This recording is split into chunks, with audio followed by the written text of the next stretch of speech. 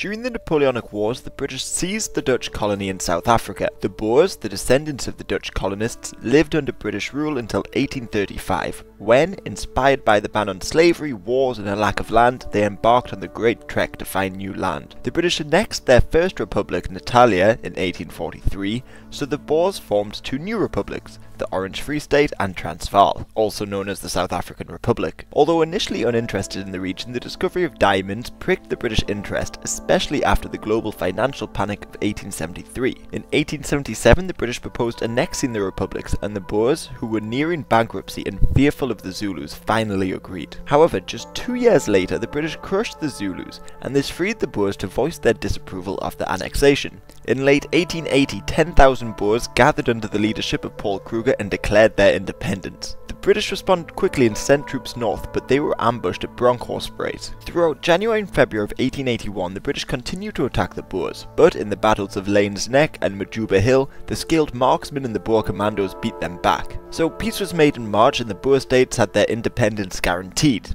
The war ended just before the scramble for Africa began. European powers began rapidly colonizing Africa. Notably, the Germans took southwest Africa, and this threatened British Cape. Then gold was discovered near modern-day Johannesburg, and the economy of Transvaal improved so much that it threatened the dominance of the Cape Colony. So the British, particularly Cecil Rhodes, once again looked to annex the Boer republics. Meanwhile, thousands of foreigners had migrated to Transvaal during the gold rush. These Uitlanders lacked a lot of rights and discontent in their community was high. So, in late 1895, Cecil Rhodes organised a raid, the Jameson Raid, into Transvaal, hoping to encourage an Uitlander rebellion. However, it failed, and this only convinced the Boer states to import arms from Europe. Also, interestingly, Kaiser Wilhelm II of Germany sent a telegram to Kruger congratulating the Boers, which, in the build-up to World War I, worsened Anglo-German relations. Finally, in September 1899, with tension still high, Transvaal sent an ultimatum demanding the build-up of British troops withdrew from their border, but it was ignored and war was declared in October.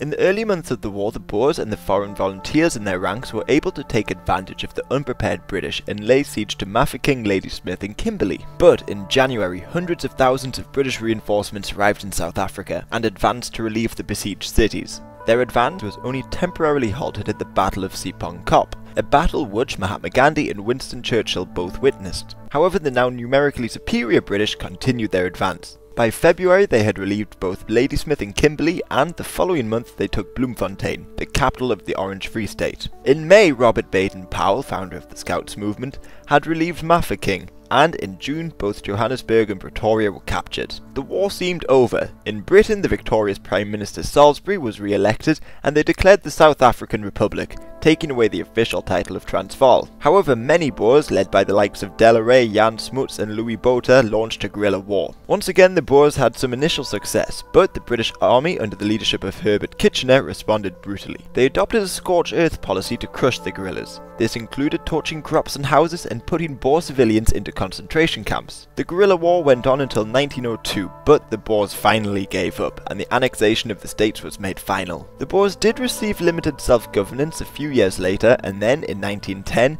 the Union of South Africa was declared. Although it was a British dominion, Boer leaders such as Botha and Smuts served as Prime Minister. The guerrilla war, failure of cavalry and the likes helped modernise warfare and better prepared the British for World War I. The war also worried the British enough to bring them out of their diplomatic isolation, and they signed an alliance with Japan. Plus, because so many poor people in Britain were unfit for military service, the British introduced social reforms, and this marked the beginning of the welfare state.